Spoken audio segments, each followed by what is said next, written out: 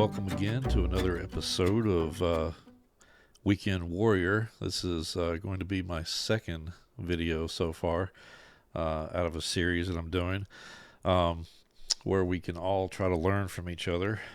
Today we are chatting with Brad Campbell, a standout talent from Shutterfest. At least that's where I know him from. As a photographer and Photoshop wizard, Brad's work is truly one of a kind. He consistently raises the bar, from crafting Star Wars-inspired composites to creating dark and eerie visuals that could send a shiver down your spine. So without further ado, hello, Brad. How are you? Hey, Ivan, how are you? That was a very, very nice introduction. Thank you. I appreciate it now. So I guess I think I met you first. Was it 2021 Shutterfest? Yeah, I think so. That was the small one during COVID. Well, so I guess it wouldn't have been 2021. I didn't attend that one. That Oh, would have did been you in not? Okay. September. So maybe it's Yeah, the next so one there. yeah, it would have been 2022 probably. Okay. I think Tim probably introduced us firsthand, but I'd seen your work before then, so Oh, cool. I was familiar. Awesome. I just never put a face with work very well, Yeah. or Facebook pictures Yep. never translate to real life people to me very well. So Gotcha. it's So for others, I guess like tell me a little bit about one your style. Like okay. where do you think you fit into as far as the style that you produce? So I think for the most part, most people know me from my darker work, or maybe even the Star Wars stuff that I do. I would say it's more macabre, but I like to tell people that I like to tell stories with both light and shadow. A lot of my images have a lot of contrast in them as a result of that. My first instructor, sort of online, really used to hammer people on having blown out highlights, and so my style sort of adjusted from there. And I think that sort of had an influence on how my photos look now, because I sort of just adapted from there, Sure. I So think. he would hammer you for highlights, like we're blowing out highlights. Yeah, like 3 or 4 pixels. Oh, okay. Well, He was really picky about blown out highlights. I don't know why. It was one of his things when he gave critiques, and it was somebody that started. It was an online community, and he sure. would do critiques, and it was very helpful when I was first starting out. But that was one of the things that was very important to him. Um, so as a result, I just adjusted to that, I guess, and ended up kind of finding my way to sort of the weirdness that defines me now. Yeah. Yeah, there's I've seen some of your stuff from like just what I would consider normal photography, and then Yeah, there's like really cool like Star Wars stuff, and then there's the really dark stuff, or like you know I think one and I think even one image that you sent me looks like yeah. a Carrie as like a and by the way, just so that I can kind of get a sense of like where you're coming from. When were you born? I was born in 1974, so I'll be 50 this year. Okay, okay. Well, we're really close. So I sort of. I was born in '77. Okay. So my sister, basically, she was the '80s child. She was 7 years older than me, and so Okay. I lived. Her time was the '80s, right? Right. But I got influenced from everything that because she's older, so she would get the TV and and so it was always a fight. But I was very influenced by her, and the '80s. So I do consider myself an '80s child, although Hmm.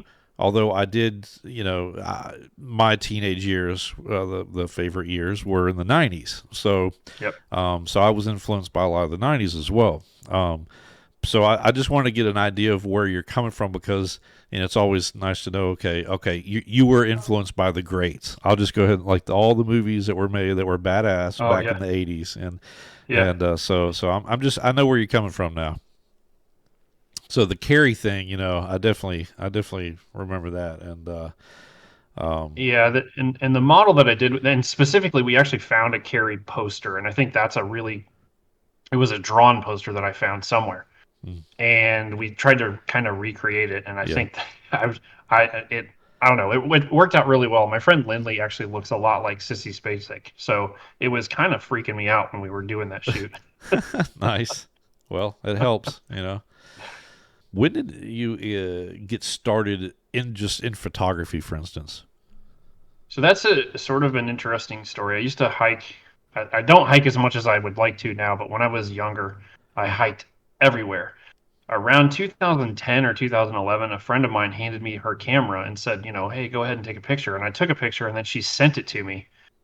And I was kind of hooked. And so I went and bought my first camera. And so from there, I decided I had kids at the time. And so I was like, well, I have this camera. I better learn how to take really good pictures of the family. So I took some classes. And then I started building my lighting setup and it sort of snowballed from there. In about 2016, a friend of mine asked me to take senior pictures of his daughter. She's in medical school now, which makes me, you know, realize how old I'm getting. And she's actually almost a doctor. Wow. Anyways, and so 2017, I started going to these small meetups in Indianapolis, and I started getting into I guess you call it conceptual portraits now. A friend of mine I met does special effects makeup, and she just moved to Indianapolis at the time. And we just started doing some crazy stuff together, and we sort of grew our portfolios together. I still do work with her. Her name's Kelsey Eisenhut. Um, and her work is just awesome. And I met some of the other creatives in Indianapolis, and I sort of built from there. I took my first compositing class locally in Indianapolis in 2017. I went to my first meetup in Wisconsin with one of my best friends now, where I met her, Evie McNeil. Actually, she just got married, so it's Evie Denecki. And I went to Shutterfest for the first time in 2017 and met some of my friends there. So 2017 was a sort of a transformative year, I guess, in my photography, where I went from just doing nature and landscapes and sunrises and stuff to really focusing on portraits. And I was really hooked then at that Nice. point, and I've just been doing it ever since. Nice. So, so when you got started in Photoshop, uh, how long did it kind of take you to kind of Oh man. learn? You know what I Oh mean? boy. Like it is. It could be a beast. It could be a monster. Yeah. But and I guess what helped you kind of break through, you know, that initial brunt of trying to learn it. You know, what really Yeah. kind of what was that aha moment? You know, that you got Yeah. to, and you're like, okay, I got this now. So it's interesting. After taking that first composite class, I was hooked. I mean, I took it from an instructor. I had seen his work online, and he's local here. He's somebody that I consider a mentor. David Van Diemen is his name, and we just had a whole bunch of fun. And so I opened up Photoshop for the first time, actually intending to do stuff after the class, and he had done a demonstration on how it works, and realized how difficult it really was to try to step through this stuff when I wasn't just following his directions because he sent us a video too. So I decided because I'm kind of stubborn. I don't know if you knew that or not. I sat down every night when I came home from work and on the weekends for 6 months straight, and I mean every night. There was no taking a break. And I did one thing in Photoshop for Nice, every day for 6 months. And if it was something that didn't work the night before, I would repeat it and try to figure it out. So eventually, probably about halfway through that stint, I sort of started to kind of get it. And I still don't. I mean, I wouldn't consider myself an expert by any stretch of the imagination. Like David, who I was talking about, who is my local mentor here, he started working in Photoshop in like version 2. He's been doing it for yeah, 20 some years. yeah, I'm not. I talk to folks like you. You were in the film industry doing, three-dimensional rendering, and I don't do. Some days I feel like I don't hardly know anything, and I just make sure, it work until it looks good, and I just go, oh, okay, well, I guess I did that. yeah. I hear you. So No, it is a monster, and I sometimes I forget, you know how like sometimes when I jump into Photoshop, I just look at it and I think to myself, if I was a new person just opening this up, I'd be like, oh my god, I'd be overwhelmed. Um, but like you said, doing one thing, just one thing, you start to build that muscle, that memory, and and the more you do it, of course, the more you start to learn it. But the other thing is like when you start to think of a concept, you start immediately thinking about how you're going to break it down in Photoshop. You'll start to, okay, I now know what steps I need to do. And I think that is a big thing that probably needs to be taught more is like, what is the exact workflow? You know, how do you, what's the starting point? What's the middle and, you know, and the end? Like, how do you think about it, you know, and how you break it apart? And I'm thinking about actually doing like a really primitive video just basically on that, like what is a you know what is a composite and how it's broken up. But but yeah, I to be honest, like I started learning Photoshop back in like man, it had to have been at least like 2001 or 2 or somewhere around there. I want to say it was version 3, if I can remember. But the crazy thing is like, you know, the first thing I think I got to learn was the clone stamp tool. You know, I think that was the first thing. So I would like clone my nephew. I would take a picture of my nephew, and I would like make him have a third eye in the middle. And he was like a little kid, so he would like I'd show it to him and just pick at him, and he would like punch me and like you know get mad at me. But that was the only thing I really knew was that started messing around with the clone tool. But the funny thing is like um, I probably didn't really learn Photoshop. I played with it. I made bad pictures look better, but I probably didn't really start to learn how powerful it was until like 2017, 2016, 17, 18, and those years. And that was when I was working in Hollywood, in the doing the Hollywood production stuff, and that was I was forced into learning more about it and compositing, and during that I learned like Nuke, which is like After Effects on steroids. So it's like that's where you really learn how to composite VFX shots for movies. And I took classes on that, but everything I learned in there fell over into Photoshop. It just and so yeah, man, I didn't really start learning Photoshop until, I mean, I knew where everything was, so that I had that, but really learning like compositing stuff, that wasn't until like it feels more like last year. It was more recent, but yeah. So when you started learning, especially when you're doing like just one task at a time, I assume YouTube was a thing that you fell on to learn stuff, or what was your was it magazines, books, YouTube? What would you do? Um, so I think mostly it was YouTube. I would pick something out that I want to do, and I would figure out, I would look stuff up and just try to figure out, okay, I want to do this one thing. What's the best way to do it? And I'd watch a couple of videos, and then sometimes I would actually look up step by step instructions, so I Yeah, didn't have to pause the videos all the time. sure. But most of it was on the one. Most of it was one of two things, either from the classes, because I took two more classes from my from David and my mentor. Sorry, that word just disappeared from my brain for a second. And from there, I would take it to the next level. Okay, what do I want to learn how to do? Oh, I need to learn how to do color grading, and there's 500 different ways to do that. Yep. Or how do you make things look a little more realistic once you have a good cutout? Hmm. How do you match things together, or just how do you, and stupid stuff when I first started out. Okay, how do you take this blue dress and turn it to red? Sure. Yeah. Yeah. Yeah. And Yeah. and so what are and there's five different ways to do that. So I would Yeah. look at, okay, this is one way to do it, this is another, and I still have to go back to some of those tutorials because I don't do Sure. some things very frequently. I In do the too. process, Yeah. I've learned my own way to do things too. Like there's this weird thing I'll do where I'll take people's eyeballs and turn them white, and I don't just paint white over it. I mean, it has to have dimension, right? You Sure. can't Yeah. just take a white paintbrush in Photoshop and paint Yeah. over it. Well, I Exactly.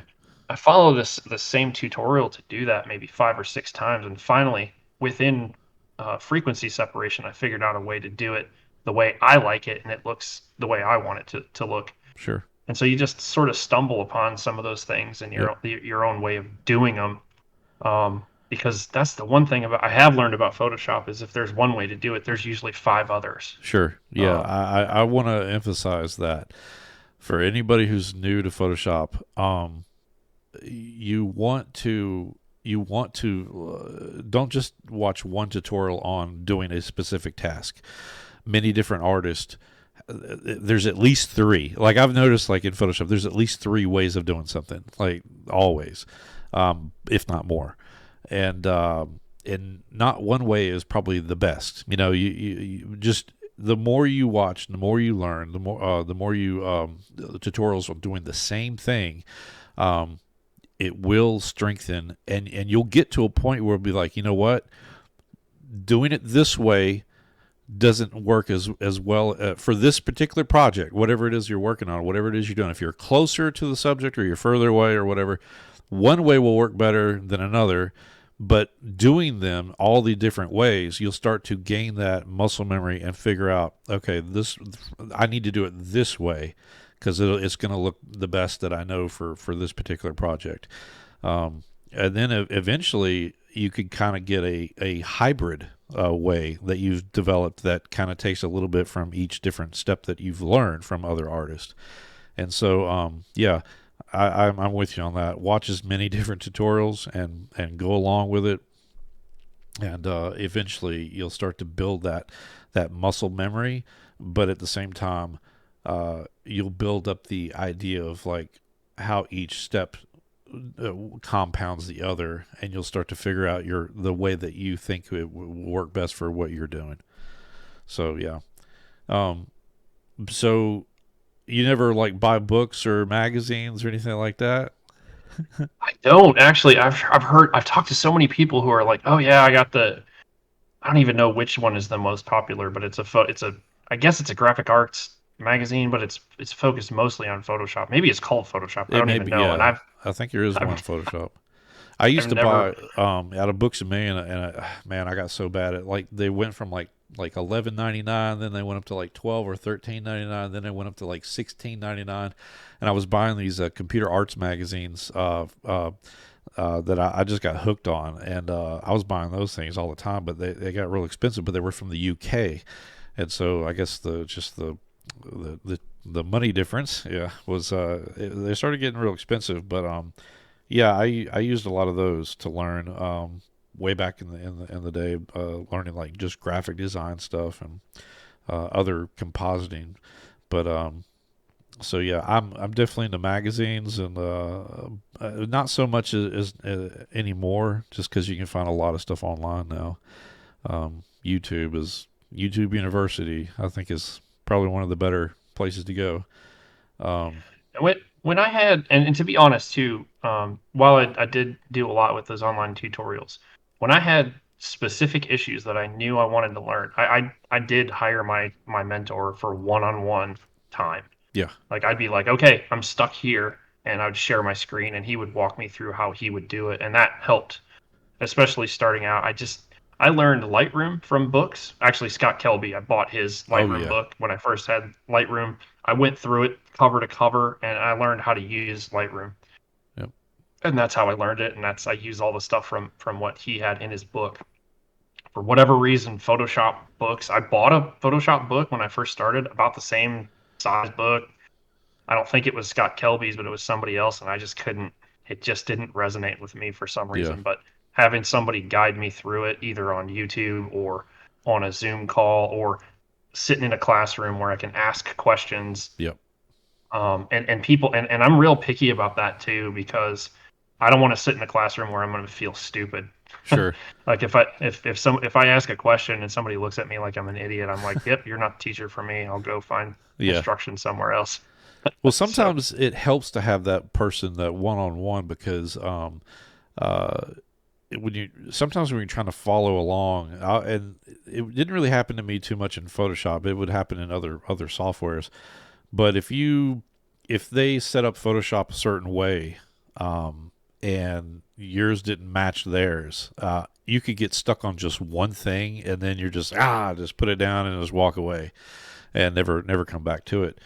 So yeah, having a mentor, and paying them, they went through the pains of learning it, so paying them a little bit of money to have that sit down and one-on-one, that is a pretty powerful thing, that will, I think, help you, and push you, to learn it, because then you can immediately, you're asking questions and that make sense to you, and you're able to get feedback immediately. So it yeah, that's a big thing.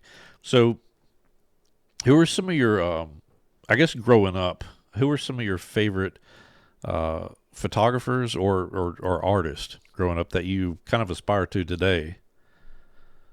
It's an interesting question because when I was growing, I really didn't get into art or anything. I'm a science guy. Yeah, So I was always focused, and where I grew up, it just wasn't, if you couldn't use those skills to build something or make something or sell something, it wasn't really. I just sort of fell into that mentality until later in life I got into the art scene. But I will say this, growing up, I was a huge comic book reader. yeah, And so a lot of Batman comics. yeah. So I don't know if you're familiar with Death in the Family that they did in the late 80s. It's when the second Robin was killed by the Joker. Hmm. That resonated with me because it was real. I mean, they took a real subject like a sun figure and dying, and they put it in graphic form, and it was for what was I in '89? I guess I would have been 14. It was actually I think it came out in '88, so I'd have been 13.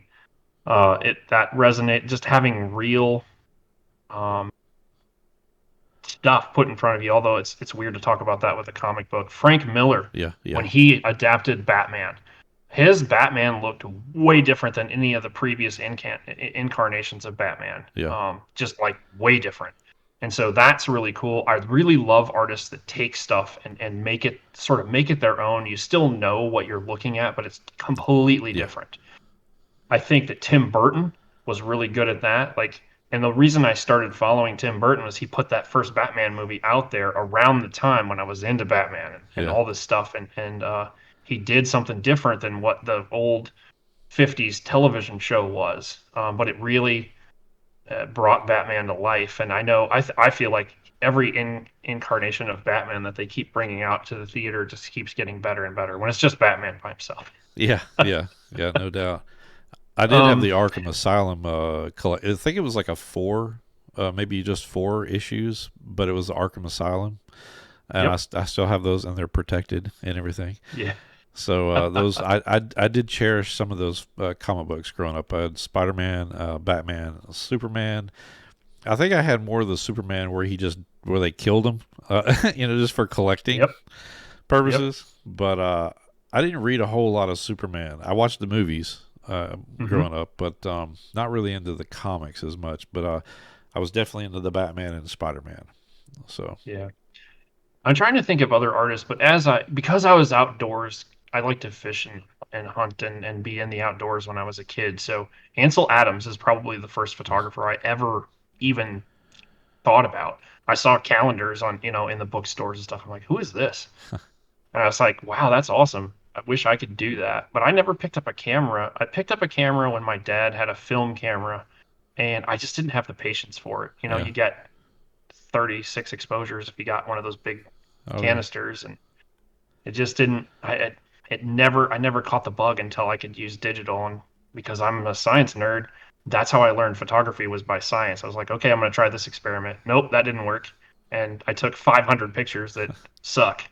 yeah, no doubt, yeah, So yeah, I'd say as I grew into my art, some of that baseline from the Batman, because Batman's a dark comic, right? It's yeah, the Gotham is actually a character in yep, Batman, even though it's the city, and so that darkness sort of translates. And surprisingly, you see a lot of my imagery now. I don't watch horror movies, so you would think that I would say like Wes Craven, but I don't. I I love those dark, weird characters because there's no rules.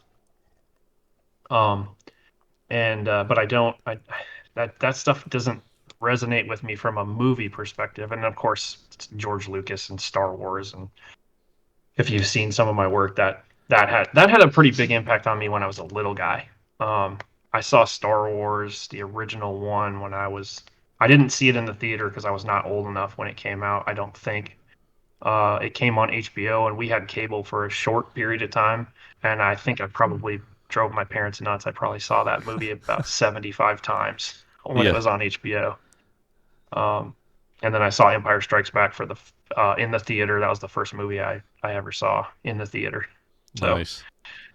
um, yeah, I don't know. I don't know if that's what you were looking for. Yeah. It's probably a little bit off the wall. I would say though now, the artists that I follow are people that I know. Uh-huh. It's really weird. Like you would say, oh, all these famous compositors, but Sure. honestly, like I I have an appreciation for people I can talk to and meet, and then once I see their work, I just get enthralled. Yourself, Tim Bradshaw, Yeah. David Byrd, Yeah. Reality Reimagined. I did see his work before I met him. He's a super nice guy, but also just talented artist. Yeah. Um, Renee Robin out of Canada. I ended up in a Zoom meeting like this around 2020 when we were all trying to find stuff to do, and met her for the first time and talked to her via Zoom. And then all of a sudden, I looked up her work and I was like, "Holy crap!" She worked in the horror industry. That's how she got started in photography, and so it's really interesting to talk to her, but to see her work. I actually bought a Pro EDU tutorial, so that was another thing that Yeah. I used to They got learn great stuff. Photoshop. And so yeah, I don't, and so those.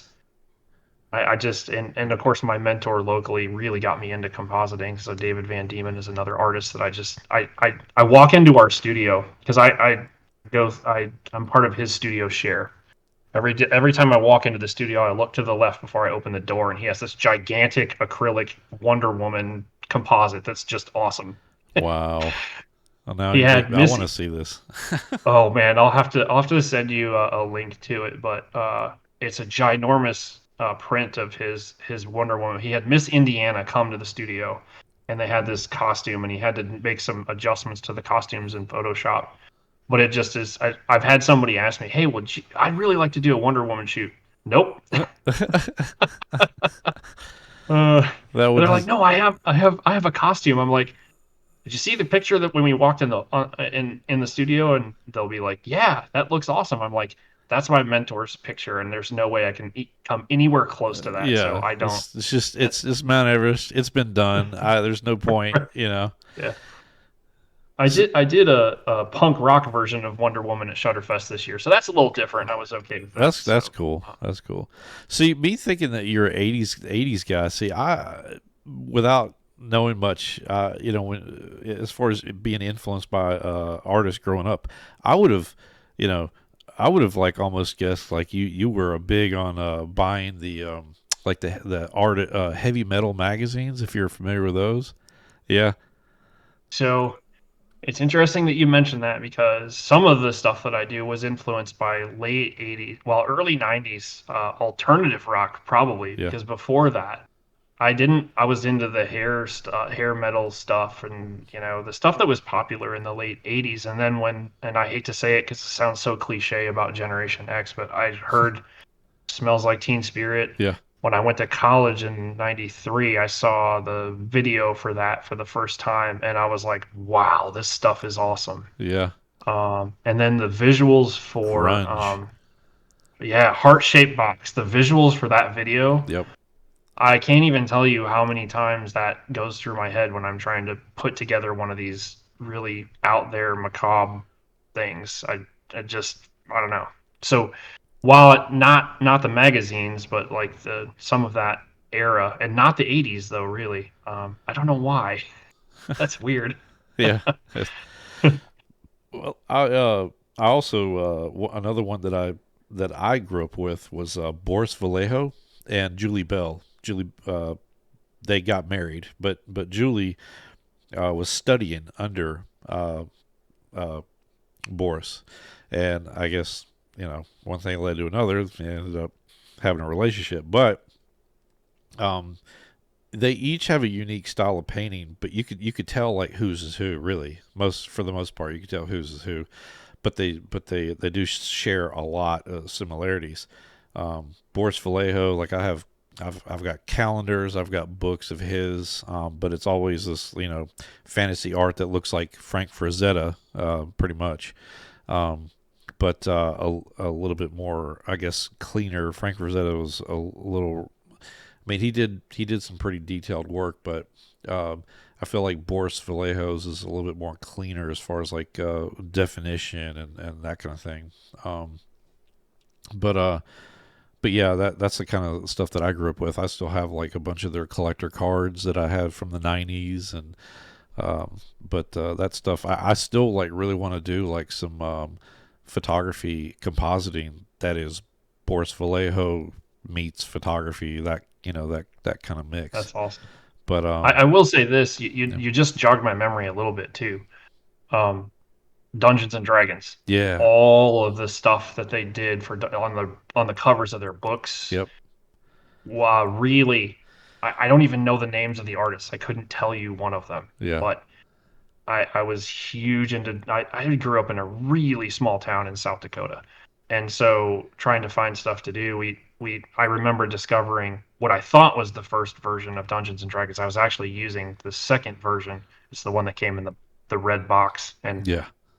I figured out how to play, and my friends and I played, and all of the modules we could get, just the pictures that were or paintings or that were on the front of all those books, just I don't know, man. I So wished that I remember wishing I could paint or draw, and I can't even draw a stick man hardly. So yeah, yeah.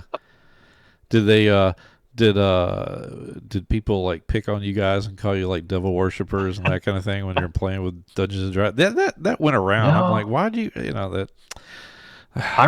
that got a bad I rap? remember the hysteria because it was a real thing. Like people think that people that were making that up from like Stranger Things, but that was a real thing people talked about. Yeah. Um, there's a funny story, Matt. I know we're supposed to be, this is probably maybe going too far into the weeds, but my mom's coworker that she worked with was a deer hunter, and my mom loved deer hearts, and I didn't really know that at the time.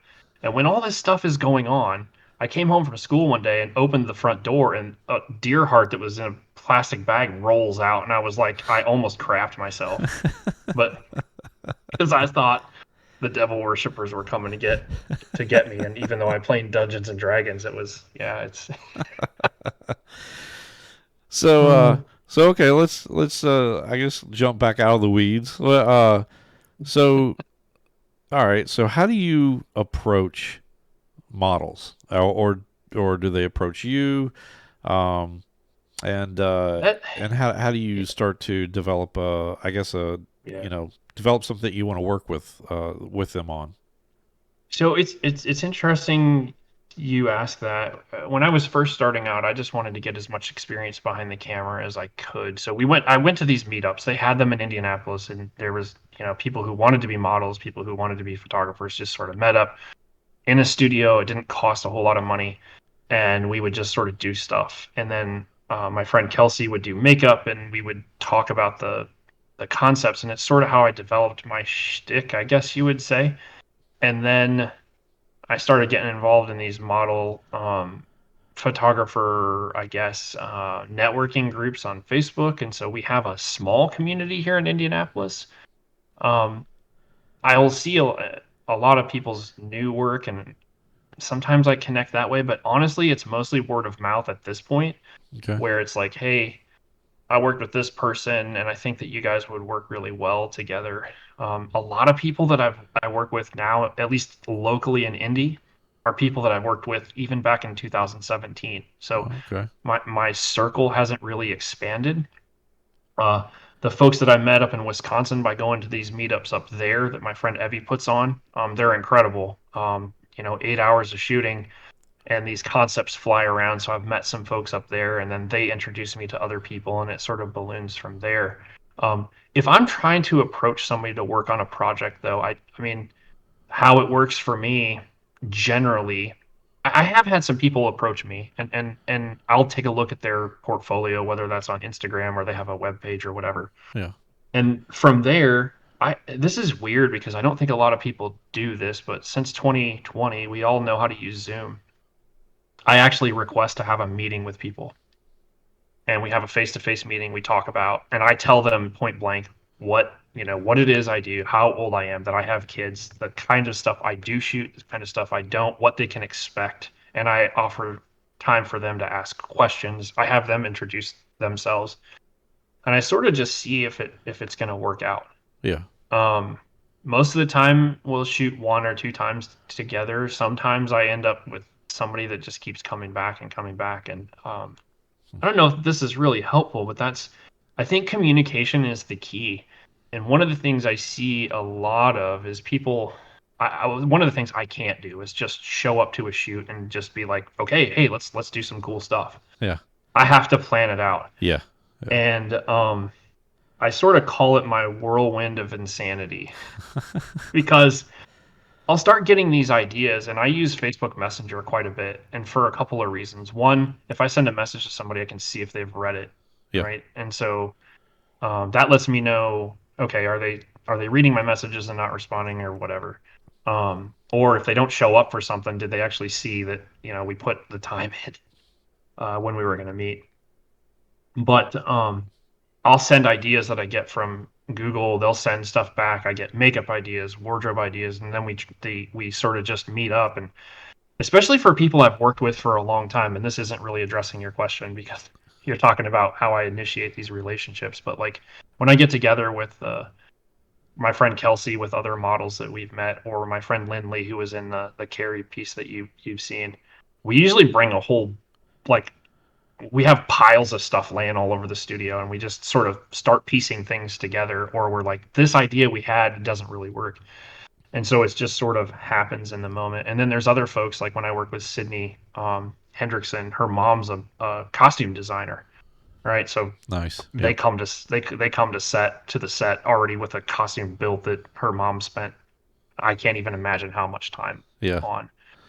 But I do, one of the most important things for me when I'm trying to plan or I'm trying to I really want to get new people in my creative circle is communication Yeah. and having a face to face to try to sort it out.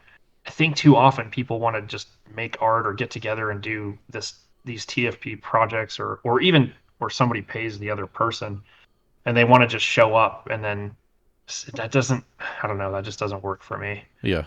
And so I don't know that that actually specifically answered your question. Yeah. No. Yeah. Yeah. As far as approaching a model and discussing things out, I'm kind of the same way as far as like I try not to just like, hey, just show up and let's just do something. Right. I try to plan out, but I will. I'll meticulously move my lights around, play with them, and try to get them right for the idea that we have. And to me, it's like I try to get that done and over with. And once that's done and over with, I'll say, okay, let's, do we have any other ideas? And then I may have to like, and I may have to move lights around, and then kind of like take a little time to finesse them and get them right. But at some point, I'm just like, hey, let's just use the lights we have already set up, and let's just try to do some other stuff. As long as we get what we initially came here to get, and then after that, it's like, okay, let's just play, right?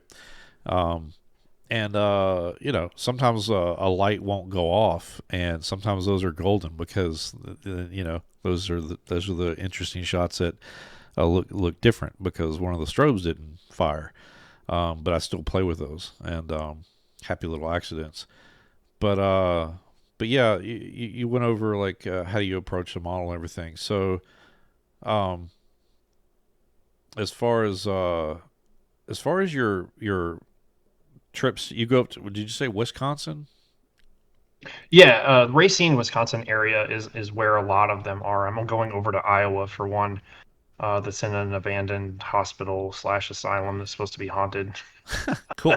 So in July. tell me about these event things and how could other people like maybe get into that? Like what does that entail? Yeah, so that's an interesting. question. My friend Evie actually organizes them. So she is an event organizer. She has a business, like she has a studio, but she has a business where she organizes these events. She goes and finds these crazy places that she wants to photograph in. She'll sign a contract with the owner, get it reserved for us either on a Saturday or a Sunday, usually. Sometimes they're on Mondays. And we'll go and you set up an hour block of time. Models and photographers and even makeup artists sign up for these events. Within the event, you sign up for time spots for, the photography. You figure out where you're going to shoot, and you sort of network, and it's just sort of an adventurous day. A lot of times, we shot in an abandoned theater in Racine, uh, a haunted mansion somewhere. There's a asylum here in Indiana that she had an event at, and now we're doing the same thing over in Iowa. Um, yeah, and so it's sort of open. You can have your own theme and you decide what you want to do. There's rules, that some places have some specific things that you can and can't do, so you have to follow those. Sure. Um, but at the end, it's the expectation. Everybody, all the photographers and models, you have something to show for it. I think you're expected to return maybe 4 or 5 photos within a month or something like that.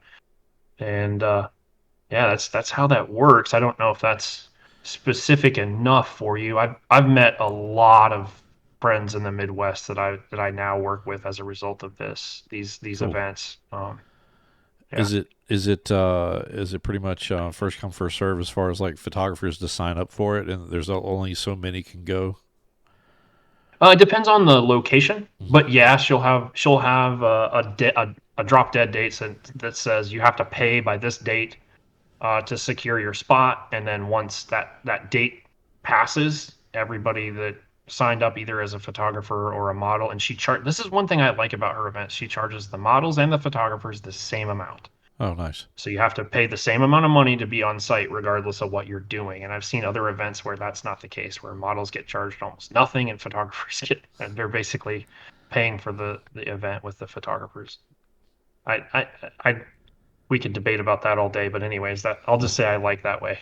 I got you. Um, and so yeah, once the due date is passed, the people who haven't signed up or haven't paid, they kind of get tossed out of this private group, and then everybody plans, and at the end, everybody puts their photos up and in this private group, and then people share it for their portfolio, and you just sort of go on your way to the next one if you want to come. They're open to whoever wants to sign up, unless Evie's had problems or knows that somebody's been problematic, and it's a pretty safe environment because you're all, it's kind of it's almost like Shutterfest without 2,000 people. Yeah, I got you. um, but you're all in like public areas of these buildings photographing, so it's a pretty safe way to dip your toe into either modeling or photography or both. So when you get there, how much Hmm. time do you have to actually look around to choose where you want to shoot at before you actually get to shoot?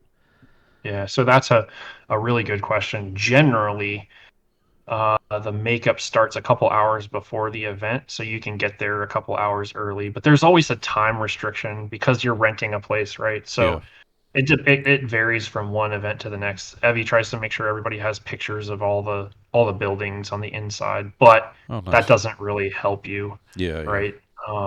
So you got to search around, figure out where you're going to shoot. You usually get a minimum of 2 hours to do that, and then you own your own schedule too. So there's 1 hour time blocks, and you can not schedule anybody for the first hour, or you put breaks in there and go explore for your next one. The really smart people they shoot for an hour and then have an hour break to go explore. People like me, because I feel like it's a smorgasbord, I fill my whole schedule from the beginning to the end of the day like a crazy person. Yeah. So, so yeah, that's how it works. Awesome. Well, so do you have any exciting projects coming up that you can talk about or? Oh yeah, I've always got something going. I've actually started planning. I started buying these blind masks. I don't know why. And so there's sort of this macabre thing, and I've got a couple of people lined up that want to do some of that work with me. Um, And when you say Most of it's blind mask, is this like a mask that the person's wearing that can't see through? yeah. I mean, when you photograph it, looks like they can't see through it. They do. There are holes that they can see, but yeah, it's really hard to pose when you can't see anything. Okay. The models find it a little bit challenging. It's really hard. You got to trust the person on the. You got to trust everybody that's in the studio. I don't know what got me into this, and I have four of them. I think I ordered another one, so I've got another one coming. Um, I did one at Shutterfest in a studio where the model was wearing fangs, so it's like she's a vampire, and all kinds of weirdness around those. So I have that project. Um, I have another, so I have decided. So I told you a little bit about the punk rock Wonder Woman.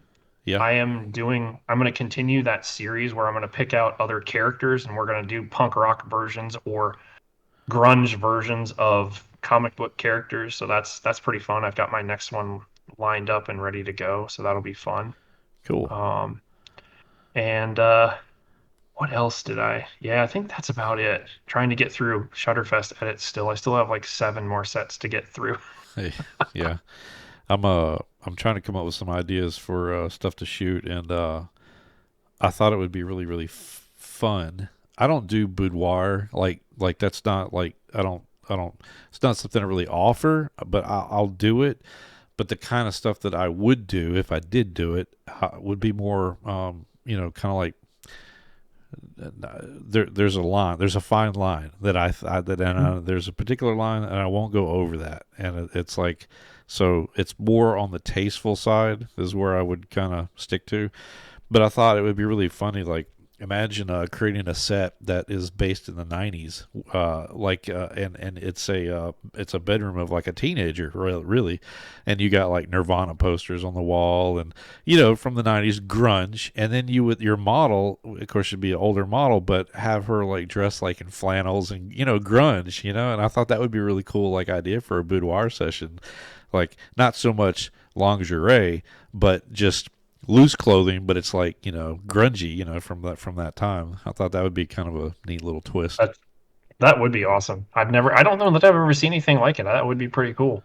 But yeah, like you actually decorate the room, like '90s, having the grunge stuff, and yeah. Absolutely. That'd But be fantastic. so anyway, there's I told you I was in the magazines. There's one that a friend got me onto, and it's this one right here. I don't know if you're familiar with it, but it's beautiful, I am. bizarre Yeah. art Yep. So culture. they is that a quarterly? They do that quarterly? Yeah, I believe it is. I believe it's Yeah. quarterly, but it's I've seen like I follow them on Instagram. I didn't realize, yeah, I don't have a subscription, but yeah, they have a lot of stuff that's right up my alley. it's That it's pretty cool. I mean, I yeah. don't know if I get in trouble like showing some of this stuff, but but it's pretty cool. I mean, there's a lot of cool stuff in there, but Yeah, absolutely. but yeah, I always love getting magazines and stuff just because it's like late at night. I'm laying there in bed and I'm just wanting to like absorb some art stuff so that I can have something to dream of when I'm going to sleep, and maybe I'll wake up with some inspiration. But yeah, that's Yeah. one that I've been looking at here recently, and I thought I'd share it. We can like talk about this one real quick, just for Yeah, a that second. Um, yeah. I really love this one. This one just, man, it pops. The dark against the red background, Yeah. and it's not too busy. Like Yeah.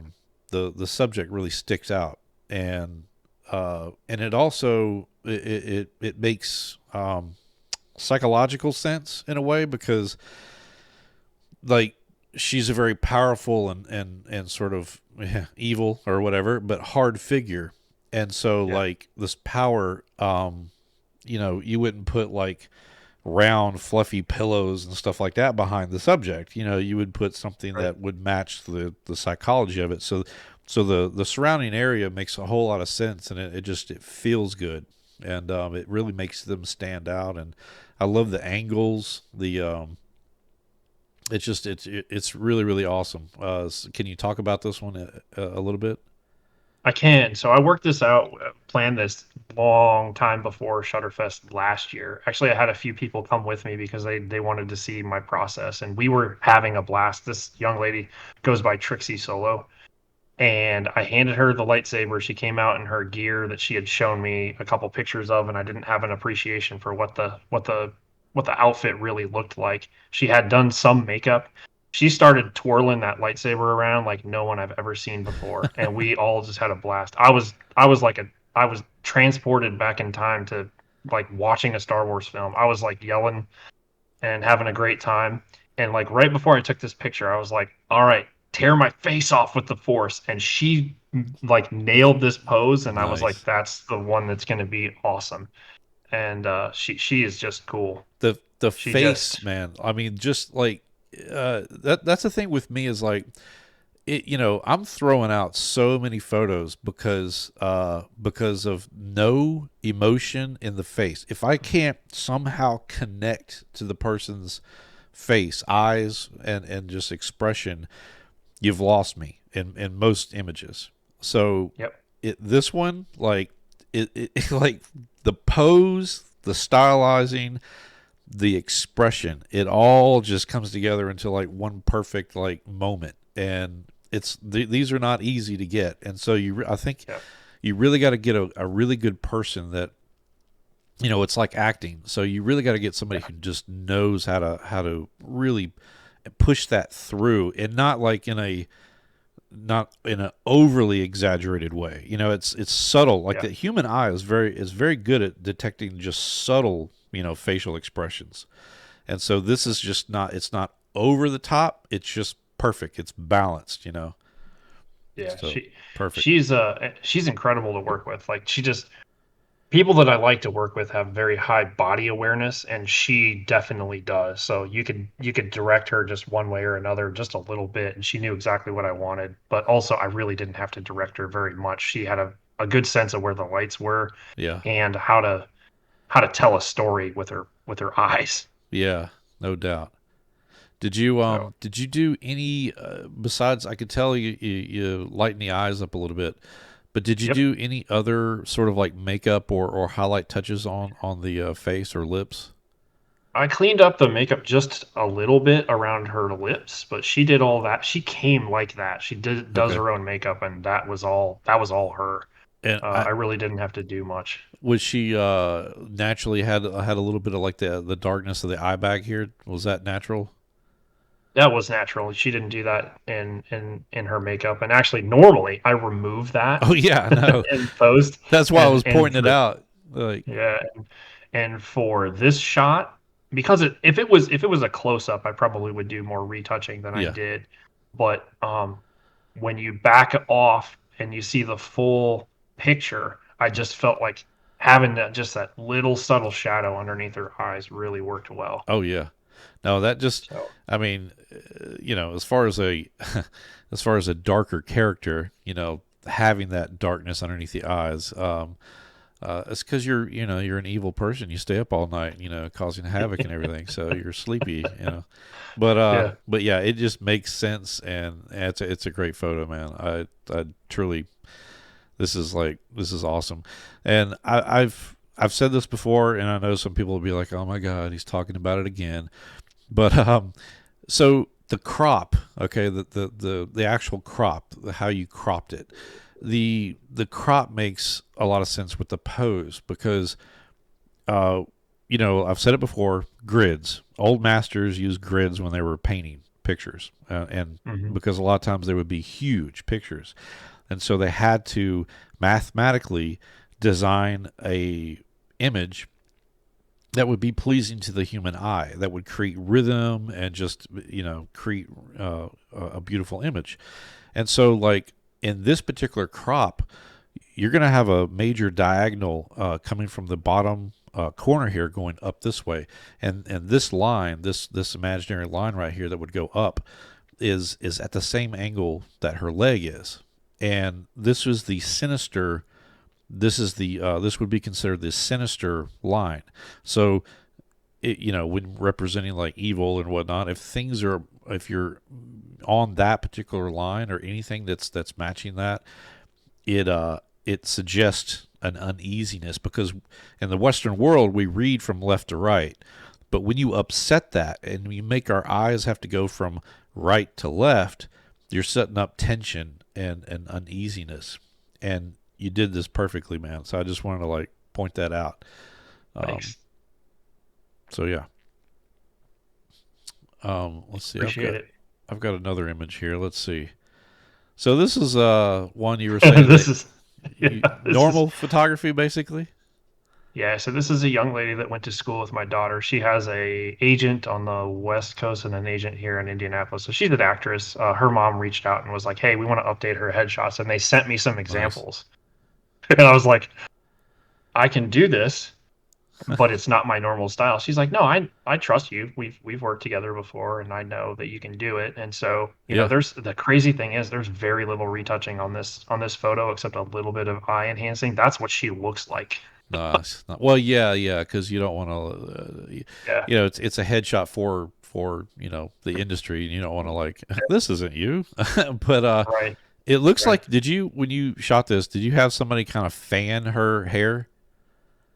No. Oh my So god. this is crazy. No, so it was, and it wasn't windy either. She just mussed up her hair a little bit, and then I told her to turn her head, and she did, and she follows directions. I mean, she's an actress. Yeah. She's going to college to be an actress, and Nice.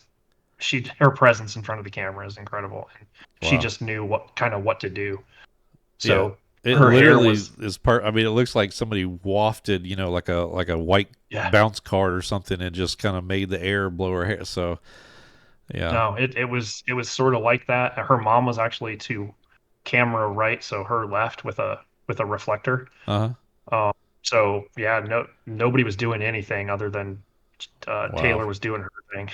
Well, you nailed She's a good one here. thanks. Uh, so we got this one. I could see some screaming blurry faces over here Yeah, in the corners. yeah. You talk about this one a little bit. I will. We actually, so David Bird actually came to Indianapolis and talked to us about doing gels. So we went in the studio and shot gels. And my friend Evie, that I was talking about, came down from Wisconsin to model for us. And Nice. my other friend Kelsey did the makeup. Okay. Um, it was right before the world shut down. Hmm. Um, and I didn't produce this one until we had been down that road a while, but I thought that the expression on her face really, really nailed this. But I also took a picture of her where it looks like she's screaming her head off. And Nice. that's the ones I copied for the background. Uh huh. And then I added some effects, but it really just, man, this just came out of how I thought everybody felt like from COVID, Sure. just sort of almost no emotion, but in the back of your brain, you're screaming your head off. And so Yep. I composited that. I actually used this face of Evie's, the ones that are in the background where she looks like she's screaming. I've used this in the background of a lot of my horror themed images because it's just perfect. Yeah. Oh yeah. No, it is kind of, it is a little creepy. Yeah. Those lashes though, man, those are some little, Yeah. those are some. It Yeah. looks cool though. So the makeup artist Kelsey took the top long lashes are longer than the bottom ones, so she took two sets of top lashes, um, and put them even on the bottom to give that look. Wow. And Evie said that her eyelids were really heavy, like she felt like she was getting a workout just keeping her eyes open. That's pretty funny. That's a beautiful image. Uh, Thank you. I want to go to a David Bird um, class. If nothing, just to give him a big old hug, bear hug. Yeah, isn't he? He's a great guy. So this is Sydney. This is Sydney. Um, She's always, man, on point. Great, yeah, great model. yeah, Always just happy to be there yeah, give it her all. yeah. I love working with Sydney. I mean, this is sort of a continuation of a series I did previously. So this we call the Raven Queen, but this is really the Raven Queen Part 2 because I did another Raven Queen with another person. earlier, but her mom built this outfit and they sent it to me, and I was like, man, this looks a lot like what I've done previously. So we added the wings, and I did a lot of different stuff with what I added in the background. Um, and but Sydney's just so. I mean, when I get on set with her, we have fun. It's just an adventure. And I had her screaming her head off, and then I had her do this pose where I was like, all right, you just got to look like you're regal, but you're ready to just throttle a whole bunch of people, and that's what she came up with, and it's just perfect. That's pretty much the look right there. Yep. And so yeah, she's great. She's great in front of the camera. Just Did her awesome. mom create this piece right here? I think they purchased that piece and then modified it. I don't think she made the crinoline part of that, but Okay. the wings I bought on Etsy, and then she modified those. So they were really, really cheap black wings, and she added some other stuff to it and then Okay. made them more adaptable. I still have them because they gave them to me when we were done. And then I think that corset is just a normal standard black corset that she added everything to, I believe. All right. Um, and then the rest of it, like I like she's just wearing shorts and I like the yeah. texture like that you got going on, especially with the wings and the outfit. The texture, and then the darkness. But like basically you've kind of got like two different color tones. I mean, Hmm. you got dark, but it's basically blues to the the skin tone, and Yeah. so that's really cool to keep it I at that yeah. level, because there's a lot of color grading that people do, that they try to Mhm. minimize the amount of colors in an image. Yeah. And I tried doing a completely blue color grade where her skin sort of had took that hue on, and I didn't like it, so I had to Yeah, mask it out. yeah, You can see a few places on the arms where I kind of left it, but like her face and her hair, I didn't necessarily want it to have the same color grade sure, as everything else. And so getting that blended, I still feel like her skin tone and maybe is still a little too yellow, maybe even. And I maybe didn't quite get that right, but hmm. I still, this image was fun. I really enjoy it just Yeah, from it's creation all the way to the end. yeah, it's pretty nice. I'm the same way. Like I'll get really excited about an image, and I'll hurry up and then like get it done and then post it, and then I'm like kicking myself in the butt later. But man, I should have done this, or I should have done that. And Yeah. you're your own worst critic, is what they say. Yeah. Yeah. But she has a print of this hanging at her house, so I'm pretty happy about that. Nice. So we have this one right And here. This almost looks well, Californian almost, but the where is it? funny, so this is a really funny this is funny. So this is an example of my senior work. That's my niece in the picture, Okay, and we took this in Yankton, South Dakota. South Dakota. So yeah, so there's a bridge over a man-made lake, and the bridge is an old train bridge, but they put paving over it, so that's where the fence is from. But that like rusted metal, Uh, rotten metal behind there is part of the old train bridge. nice. And she likes to ride skateboards, Yeah. and I just was like, just sit up there and hang on. We have like 50 images of her with her skateboard, and this one really, I just thought it turned out well. And the sun was going down, Yeah. and I was like, this is gonna be cool. Well, Um, that yellow kind of tone back here matches mhm. the a lot of the board tone, so it kind of pulls it together. Yeah, yeah. I like this for multiple reasons, but one of them is this is my niece that just graduated Uh-huh. Sunday from high school. So Yeah, I like it. It's a nice yeah, edge light too, the sunlight right there. yeah, yeah. It just turned out perfectly. I think we got there at the right time of day, and we all were having fun. My son was with me holding the light.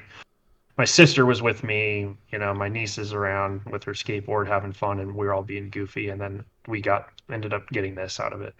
I enjoy Nice. it. So I'll have to ask. Let me stop sharing here. So I have to ask: Is your son gonna take up the photography? I don't I don't think so. I've always had 3 or 4 cameras laying around, and I've always offered to him to let him use it. My son is very good with his hands, where I'm not. He's a lot like my dad. He's actually going to school for architecture, so Okay. he does. He's an artist. I mean, some Yeah. of the stuff they have him doing, he had to submit his portfolio to get accepted to his second year just now, a couple days ago. So he will probably use a camera for taking some pictures, but they have them building models and doing stuff with their Yeah. hands and visualizing stuff. So I don't know that he'll ever pick up a camera. Hmm. His art and his style is way different than mine. Yeah. Um, Yeah. so Well, you could tempt him. A while back, I got I think it was I think it was a 24 millimeter, but it was a tilt shift. So, okay. and I've never used one. Like I had to watch a few videos on YouTube just how to like, what is this thing, and how does it work? But basically, architects want to see their buildings straight. They don't want to see Yeah. them, rounded, and you know what I mean. They want to see them Yeah. straight, like this Yeah. way and Yep. this way. They don't, Yeah. and so with the tilt shift, you can get closer to the building, right? Hmm. And then you could shift the lens. You could either do it up, or you could do it in all directions. Actually, you could do it up or side to side. And so let's Hmm. say that you've got a long building, right? Like long, Hmm. and you want to do like a panorama, right? So you could shift your lens over to the far side, and you can get all of the building in the frame plus a little bit extra.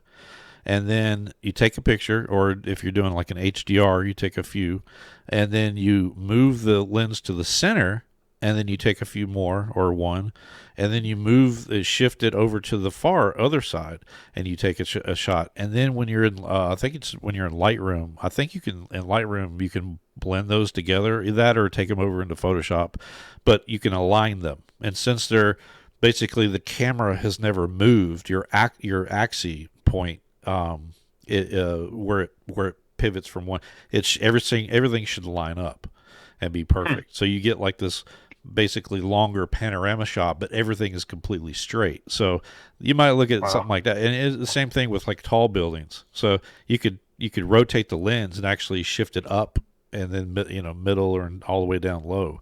And so Hmm. yeah. So if he's into buildings, especially like cool architecture, type buildings who have really neat things about them, he can experiment and take a lens like that out and play with it. I'll have to give that a shot then. Maybe it's something him and I can do together, other Sure. than just going to rock concerts. Oh yeah, yeah. Rock concerts. So what kind of rock concerts are we talking about? So it's really interesting because I think he likes rap, Yeah, and so he's going to a music festival this weekend, and he's going to all that. And I'm not necessarily into that unless you talk about like early '90s yeah, yeah. rap. Me too. But I like the Foo Fighters, as you might tell from Okay. my T-shirt. I like the Red Hot Chili Peppers. Yeah. So his first concert was a Foo Fighters concert at Wrigley Field. Um, we went out to Syracuse, New York to see the Red Hot Chili Peppers, Nice. and so those kinds of things. This summer, before he goes back to college, literally 2 days before he goes back to college, we're gonna go to Green Day. Ooh, Um, nice. and it's the music I grew up on, but it's the stuff that he likes. It's really strange Yeah. that No, it's good bonding time, man. That's the oh, way that's the way it should be. yeah, I, I I love it. did get just watch Greta Van Fleet. I don't know Oh, if yeah, okay, you into they that? they oh yeah, they're almost like Led the 2000 version of Led Zeppelin. Yeah, exactly, man. Oh my yeah, God. they're awesome. Here's a guy. I haven't been to a concert since like 2001 or somewhere around Mhm. there, and I think that was like Allman Brothers or some junk like that way back when. But I Yeah, went to them to watch them, and this is like maybe a week and a half ago or 2 weeks ago, and holy crap, dude can wail, and I mean his yeah, voice, man, he got touched by an angel. That's all I gotta say. But their yeah. concerts are awesome. If you get a chance to go, it's totally worth it. And not only do they play their songs, they kind of do extended versions of them, so they kind of get in there and they really just jam with it. That's awesome. So yeah, if you get a chance, definitely check them out. But it's pretty cool to know that you're able to, hang with your son, go do stuff. Not pressuring him to do photography, and I get it. I have a son and daughter, but I do try to push a little bit because I'm like, hey, I'm here. Ask me questions if you want to. If you want Right. to learn this, you better learn it now because I'm not going to be here forever. So, Yeah. The funny thing is when I was learning, he was the one that was the most cooperative while I was. So I would do all my experiments with him. I'd be like, "Hey, can we go try this natural light thing in the window that I just learned?" And he's like, "Yeah, sure, Dad." And he was probably 4 or 5 at the time, so I have all kinds of pictures of him when he was as he's oh, growing up. that's One of the awesome. first lightsaber pictures I ever took was him holding the lightsaber. So Nice. yeah, That's awesome though. That's awesome. That's we that's what people should do. So if they have kids and they want to learn photography, they want to learn compositing, there's nothing better than using your kids as subjects because eventually they will get tired of it and they will not yeah want anything to do with photography. They'll be like, "Oh my god, he's got his camera again." yeah he's definitely like that now. He doesn't take pictures with his phone very often unless it's of buildings or his friends or um he's not in a lot of pictures now. Oh, well, that's sad, but I get it. I get it. Mhm. Well, man, it's been great talking to you. I definitely, I know we'll talk again before Shutterfest, and but if not, I will definitely probably see you at the next Shutterfest. I don't plan on Absolutely. doing any teaching or speaking next time. Okay. I'm just gonna All be right. there just to shoot and try to Awesome. enjoy it. We should put something together between the two of us then. That would be fun. Yeah, yeah. I don't think I've ever shot with you before. No, no. I I've helped. always I helped. Well, let's see. Who did I help last time? Uh, man, the my class. That's what I was really the class. I was solely like focused on that. I wasn't focused on anything else because I was so nervous with my class, and I wanted to make sure that I knew everything up and down. That I wasn't going to have any, and Tim Bradshaw, like he really helped me in my class. And I told him, I said, man, throw stuff at me if I start getting off subject. but no, I actually I don't remember when it was exactly, but I did help Tim on some shots. Um, I was basically the light boy. I just held the light, for him. But then I kind of like say, hey, how about we put the light over here? We put it over here. So I think I forced him into having to do some things that he probably wasn't planning on. But he got some good stuff, and that's awesome. I had fun working with him. So yeah, if you and Sydney get together again and have a concept, it would be cool to maybe work with you guys on something That would be fantastic. I'd love it. awesome. Well, man, it's good. How can people follow you? Are you on Instagram?